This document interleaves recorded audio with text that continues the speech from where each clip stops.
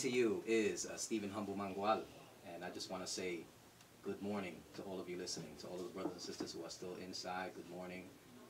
I hope you're there listening. It is definitely count time, so this is the time when the radios are and should be on 99.5 FM, so you can get the information and know that we are here representing you.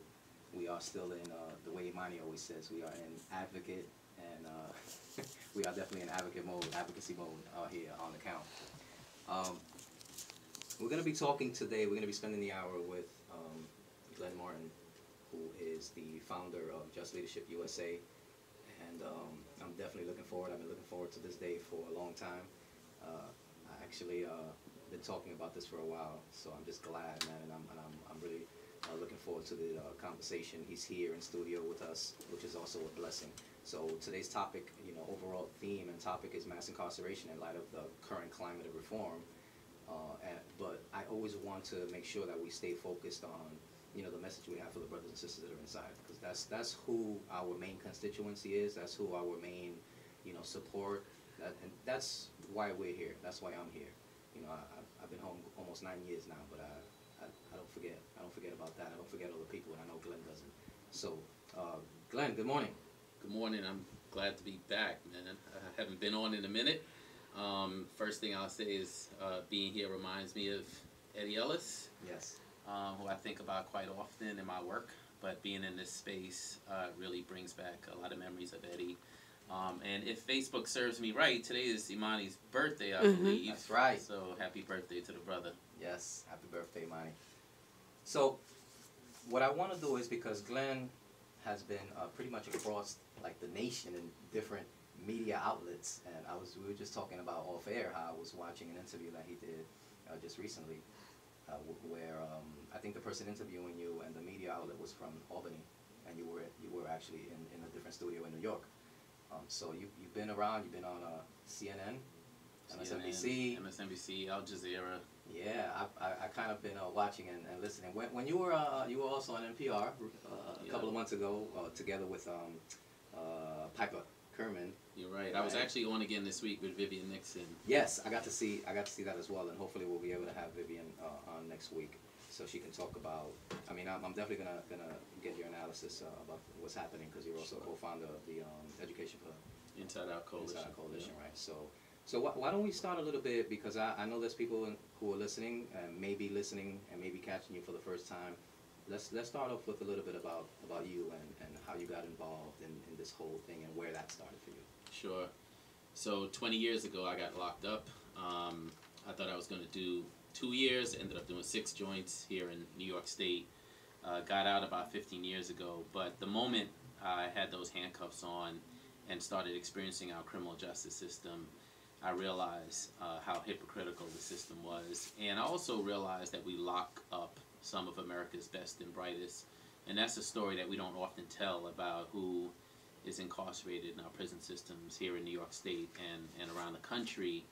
And it's a story I want to tell. It's a story I want to continue to tell. The toughest day for me in prison, as I always say, was the day I was leaving, because I was leaving behind some amazing people. And I think to date, I still have a hard time meeting folks of the caliber of the people who I met in prison. So that's the message I carry around the country, and I think it's important because the reason we're able to do what we're currently doing is that there's a narrative about people in prison being animals and dehumanizing them. And when you do a good job at dehumanizing people, everything else, all the sort of punishment stuff that we've seen over the last few decades comes really easy, and the average person in the American public just sort of sits back and allows it, because it feels to them like we're not doing it to human beings, we're doing it to convicts, prisoners, inmates, animals, wolf packs, you name it. Yeah. I had a conversation recently with an attorney, one of those that we call the cop out lawyers that get court appointed. The conversation was just really terrible, and she kept using these terms, these dehumanizing terms, to refer to her client who she's supposed to be defending. Yeah, it's definitely disheartening. So mass incarceration, like for those of us, I mean, we're we're on the count, so obviously those listening are familiar. But what is like the major problem in your in your analysis and in your expert opinion with mass incarceration and when did that happen? I mean, it wasn't always the case. Like I've heard you and I've read some of your work where you go back and look at the historical perspective. So what happened? Yeah, I have a firm belief that systems of oppression are durable and they reinvent themselves. And so while mass incarceration hasn't been around forever, and I'll talk about that in a second, I do believe it is the most current iteration of the system of oppression and state-sponsored violence that we've seen in this country, particularly against people of color, poor people of color. And now, as the system has grown more and more, poor people in general, I don't want to lose sight of the fact that poor white people are just as impacted as other folks these days. And I think until we have a convergence of interests on this issue, we're not going to see true reform. So I continue to remind people that it's not just black folks locked up. I mean, we're locked up disproportionately.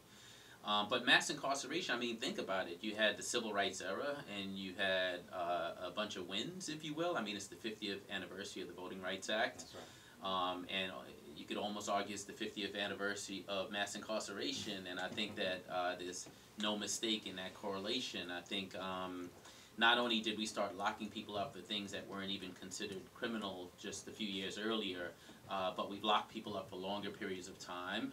There's no evidence suggesting that the longer sentences has done anything to make us safer as a state, as a country, as a city. However, we've engaged in that experiment, and then we've attached lifetime consequences to it, punishment that never goes away based on having a criminal record. And luckily now, as a country, we're having a renewed conversation about what we can do differently, but with 100 million Americans with an arrest and or conviction record on file, we've essentially gone so far down this road that we've created an entire underclass of citizenship in this country. And of course now, again, it's gone beyond, I would argue, the people who were originally targeted for this sort of mass criminalization, mostly men of color. And the system is on autopilot, I mean, the system right now has a mind of its own. It's become an economic engine for communities all across this country. I have a brother who ended up being a federal correction officer, and now he's a U.S. Marshal. And I love my brother to death, but, when I talk to him about these issues, he'd be the first to say, look, I didn't put these people here as long as I'm not abusing them. And to me, that just lacks a systemic analysis of why this system exists and the role that he plays in it. But I also recognize that, systems change people before people change systems.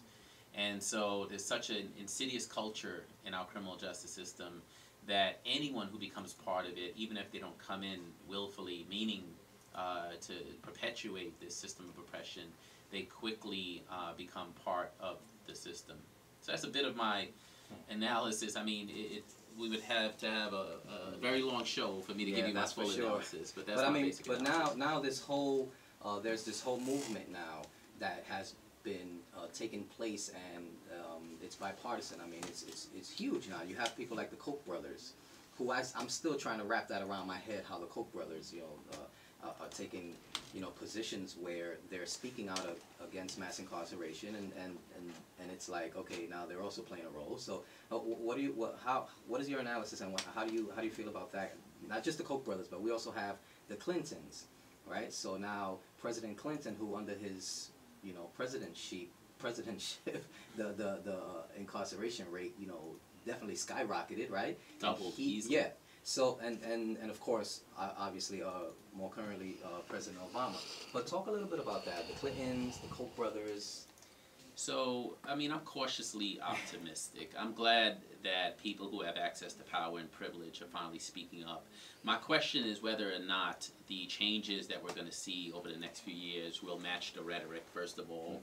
And will the reforms match the scope of the problem? I run an organization that has an ambitious goal of cutting the number of people in prison in the United States in half by 2030. Why? Do I think that's going to solve the problem? No, not necessarily, but I do believe that we are in a field that is mired in incrementalism. I think that we've spent too long only focusing on incremental reforms and not having a big picture shared vision for what significant reform might look like. And the reason I launched this organization, which I hope we get a chance to talk more about, is I think what's lacking from that national bipartisan conversation about reform is the people who are most impacted by these issues and the communities that are most impacted. And when I think of the folks who have the most stake in the outcome of reform, I asked myself, why are these folks not at the table? I conceptualized this organization not just based on everything I've learned from people like Eddie Ellis and Divine Pryor and other folks who've been around a lot longer than I doing this work, but based on, you know, Martin Luther King's work, right, and other great leaders in this country who realize that, you know, if you have a base of people that are impacted by an issue, how can they be not just left out of the conversation, but left out of leadership behind the movement? And, you know, I'm always cautious, actually, about even calling this a movement, because if you look historically, I cannot identify any other movement where the people who are most impacted by an oppressive system aren't able to rise up, redefine the problem, and lead us to a solution. So talk a little bit about your experience. I mean, you went to the White House, right? And so I remember reading and seeing some of your posts, and you actually wrote a letter that you sent to President Obama afterwards, because your experience, you know, was a telltale sign of, you know, this oppressive system that we're talking about. I mean, here you are, you've been out all of these years, you have this huge organization, you get invited by the president to the White House to talk about, you know, reform, which he has been touting, which, you know, a lot of people say that it's a lot of people don't agree with it. He has some strong critics about his you know, President Obama's so-called reform and his approach. But tell us a little about that experience at the White House. Sure. I'm going to talk a little bit about some of the good stuff coming out of the administration. Yeah. But yeah, let me tell you about that experience. And that experience is indicative of what really concerns me here when you are pushing for reform and it's not a value-driven conversation, right? If it's just about saving money, it's not going to get us to the finish line. And if it's not about redefining the underlying values of our criminal justice system, if it's about another way to punish people, I find that extremely problematic. So I get invited to the White House for a discussion about mass incarceration and policing and gun violence. And I get there with 50 of my colleagues from around the country. We're talking about prosecutors and law enforcement and advocates and all types. It was meant to be a multidisciplinary conversation. And when we get to the White House, I immediately noticed that I'm handed a different color ID than everyone else. And, you know, if you have a criminal record, you're always looking out for this stuff, right? Whether you're renting an apartment or trying to get a loan or whatever, like that scarlet letter stays with you forever. And so I knew it was coming. So I go through 3-4 levels of security like everyone else, and obviously the White House has significant levels of security for you to get through. And I get to the finish line like everyone else, and there's a law enforcement officer there, a Secret Service, that stops me and says, "You need an escort."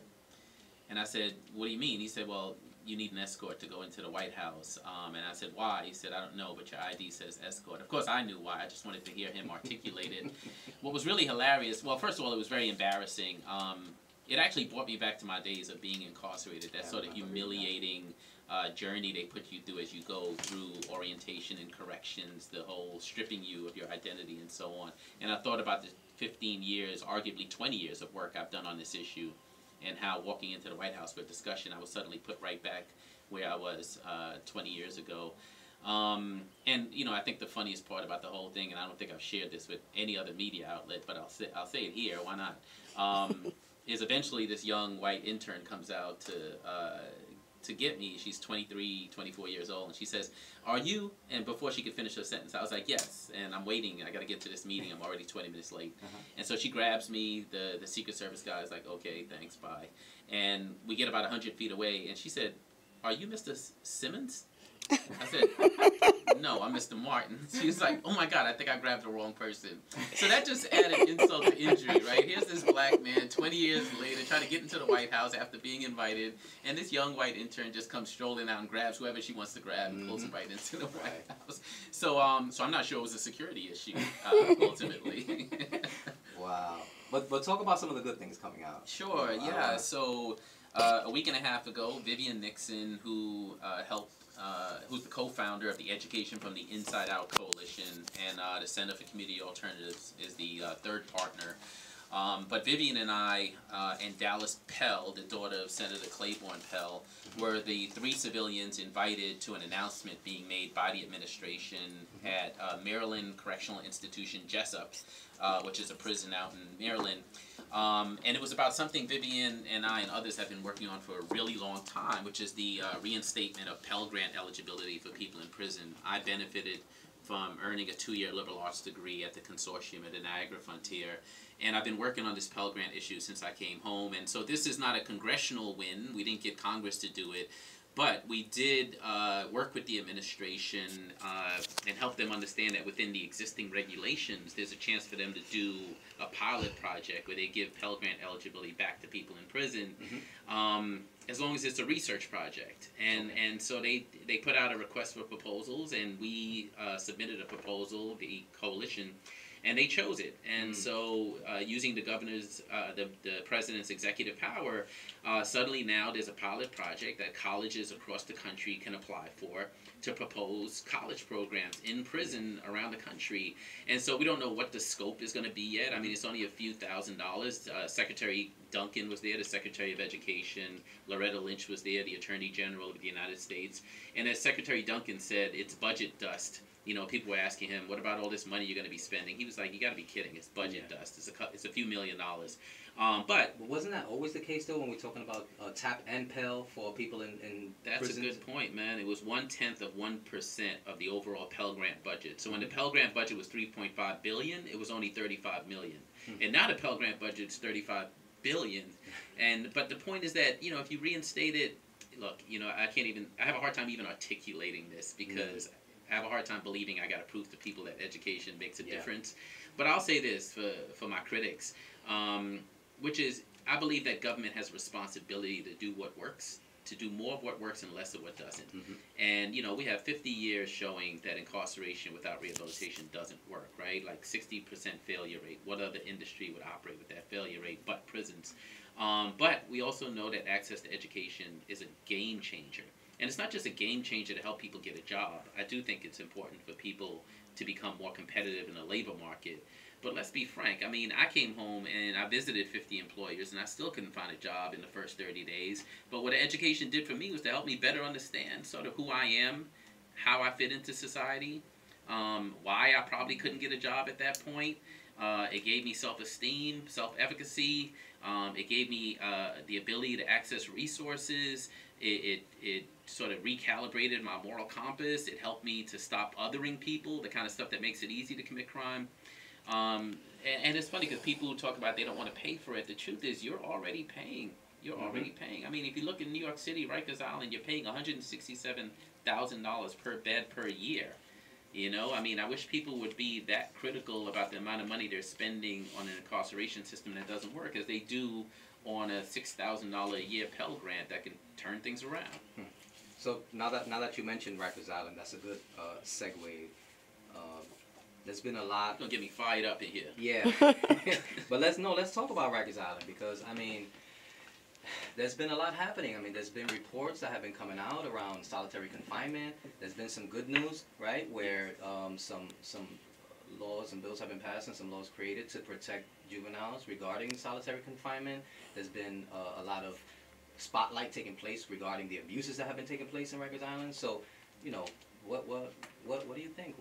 What's taking place and what needs to take place regarding? I mean, first of all, hats off to like the Jails Action Coalition and other folks who've been pushing for these reforms really hard for many years.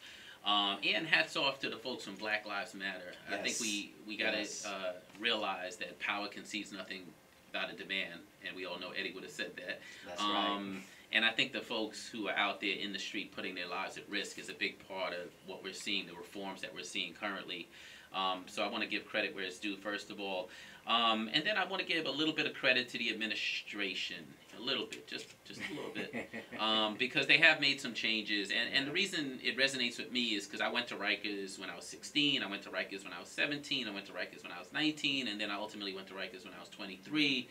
The only scars I have on my body comes from Rikers Island. I got a stab wound in my neck, I got 2 on my back. I mean, they don't call it Gladiator School for nothing. Yeah, but then when I saw the deal, you know, it's funny because I was at the mayor's inauguration, and so this is day 1, right? You just became the mayor. About an hour later, after standing in the freezing cold to take a picture with the mayor, I get to the mayor and I was like, you know, Mr. Mayor, with all due respect, I can take a picture with you any day. I'm here to tell you should close Rikers. Wow. And, you know, he looked at me like I was out of my mind. He was like, why do you say that? And I said, look, I served time on Rikers, and I'm telling you, it is a cesspool of abuse. Like, you know, the problem with Rikers is Rikers, like the plant, the facility. Like, you have to decentralize our jail system in New York, like move people back into the boroughs, reduce the amount of beds, right? We have 15,000 beds. At one point, there were 23,000 people there when I was there. Granted, we're down to 9,600, but a city of this size can get by with 5,000 beds, 4,500 beds, more rehabilitation. And, you know, I know you have the union pushing back. I'm not naive about that. Norman Seabrook out there trying to characterize all of our children as animals.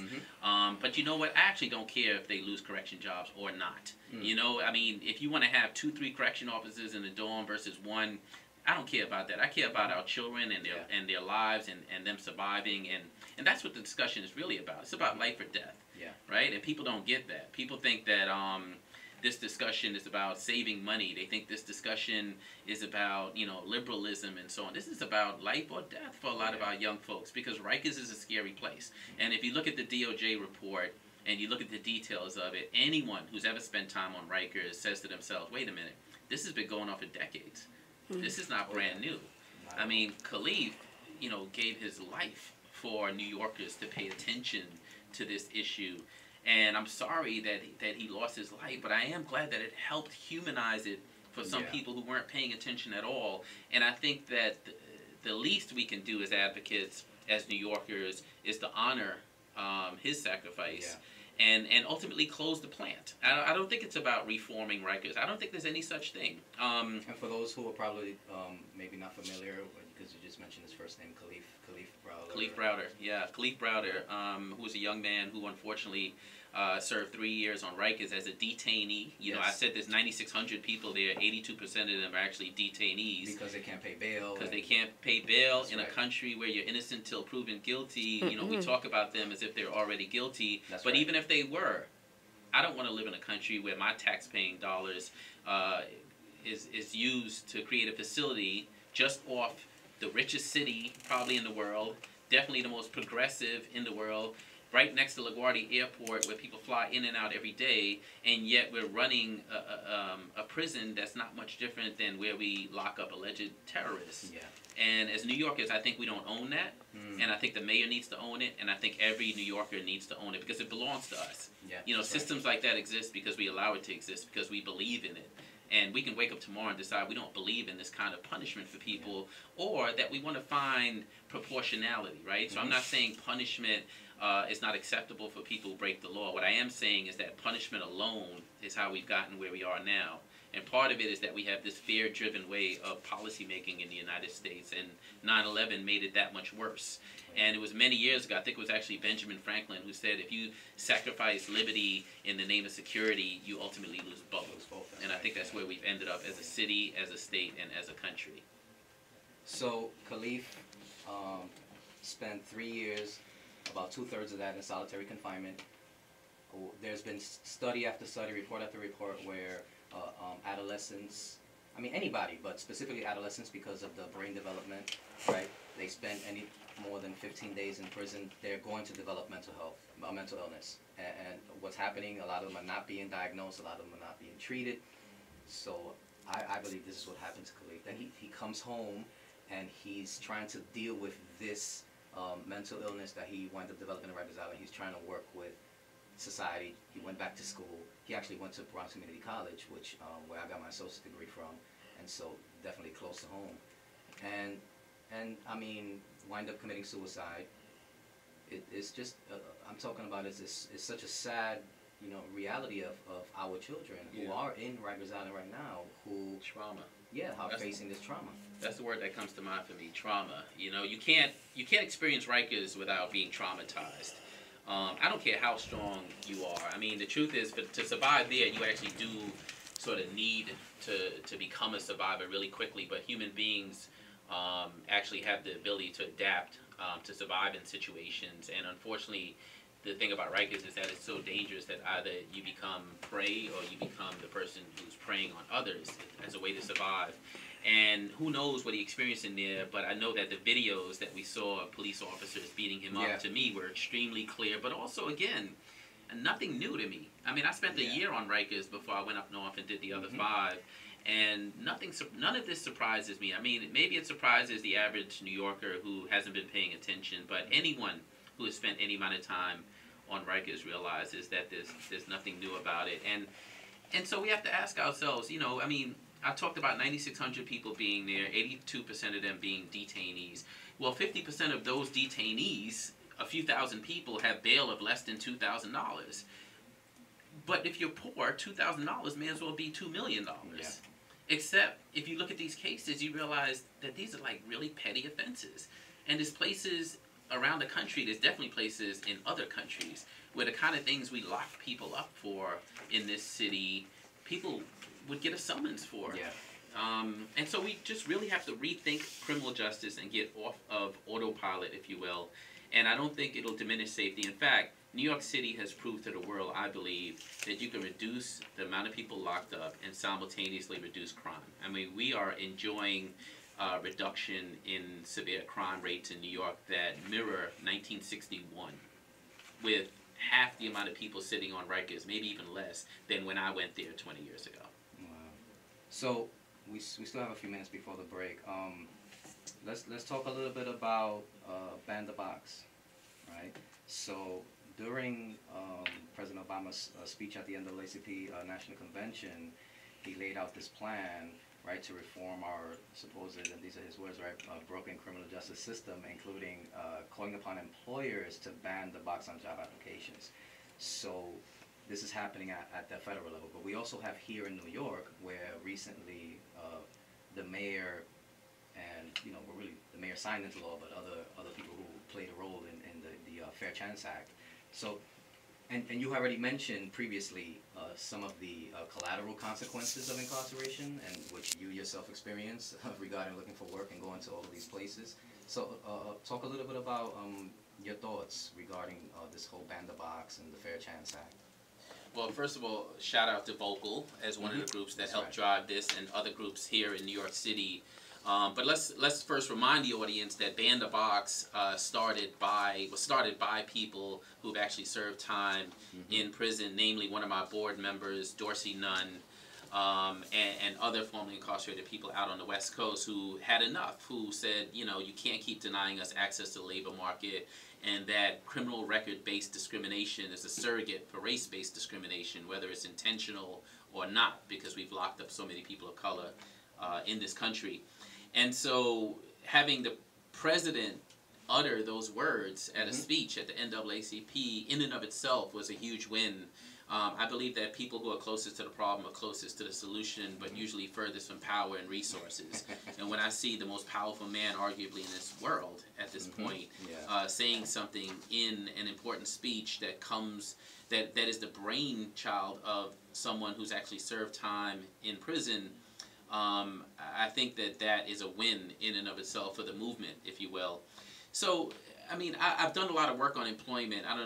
Folks might remember I used to run the National Hire Network at the Legal Action Center, and Hire stands for helping individuals re-enter through employment. And so I think Ban the Box is one of those tools that we can use to level the playing field. First of all, the federal government is the largest employer in the United States. And so it's great to have the president telling private employers that they should ban the box and they should do the right thing. But my question would be, what are you going to do? You know, how are you going to lead? And so I was just in front of the White House recently on the lawn with formerly incarcerated people from all over this country advocating for the president to adopt an executive order to ban the box on the federal level. And of course, that'll create a lot of opportunities for people, because what it does is that it delays the criminal record check until further on in the process. So if you think of the Americans with Disability Act, for instance, you get offered a job and then the disability is taken into account so that you can actually see whether the employer is discriminating based on the disability, and in this case, based on the criminal record. Okay, thank you. No, excuse me, I didn't want to cut you off. But it is 11:30, or is it 11:31? Yeah, 11:31 over there. So it is definitely time for our station break. So it is 11:31, and you are listening to On the Count, the Prison and Criminal Justice Report. Still Eddie Ellis's show. This is Stephen Humble Mangual here, sitting in for Eddie. Big shout out to Rob Sims and Imani and Khalil, the rest of the crew. But we're gonna take a short musical break, and then we're gonna come back. We're gonna recap with Glenn and Khalil.